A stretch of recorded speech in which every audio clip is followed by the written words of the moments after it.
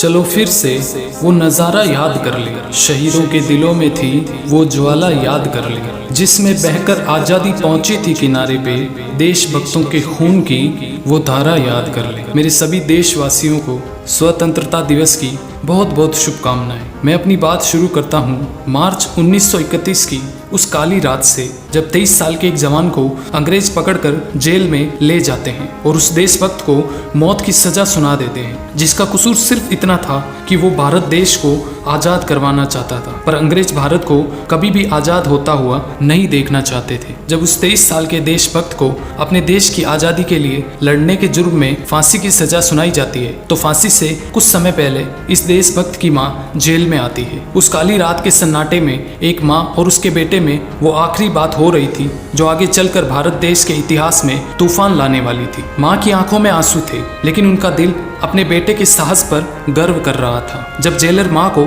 उस कोठरी की तरफ ले जाता है जहाँ पर उस क्रांतिकारी को रखा गया था, जब वो देशभक्त अपनी माँ को देखता है तो अपनी जगह पर खड़ा हो जाता है और चेहरे पर हल्की सी मुस्कान लाकर कहता है, माँ आप आ गए, मुझे पता था आप जरूर आएंगी। माँ को पता होता है कि बेटे को फांसी होनी है। माँ आंखों में आंसू लिए अपने बेटे को कहती है, बेटा ये दुनिया तुम्हारे बिना कैसी होगी, मैं तुम्हारे बिना किस तरह से रहूंगी। तो वो नवयुवक अपनी माँ से कहता है, माँ मुझे पता है मेरा ये निर्णय आपके लिए बहुत कठिन है, लेकिन मैंने हमेशा देश के लिए जीने और मरने की कसम खाई है। आज वही दिन आया है। माँ अपने आंसू पोंछते हुए कहती है, तुम्हारा उद्देश्य बहुत बड़ा है, मुझे तुम पर गर्व है। ये कहते हुए दोनों कुछ देर के लिए खामोश हो जाते हैं। फिर वो देशभक्त खामोशी को चीरते हुए कहता है, हाँ माँ मैं जानता हूँ ये बहुत कठिन होगा आपके लिए, लेकिन ये याद रखना मेरी मृत्यु बेकार नहीं जाएगी। मैं उन लाखों लोगों के लिए मर रहा हूँ जो लोग आजाद भारत का सपना देख रहे हैं। मेरा बलिदान एक दिन इस देश को आजाद कराएगा। मेरे बलिदान की फिक्र मत करना माँ, अगर मैं एक भगत सिंह बलिदान दूंगा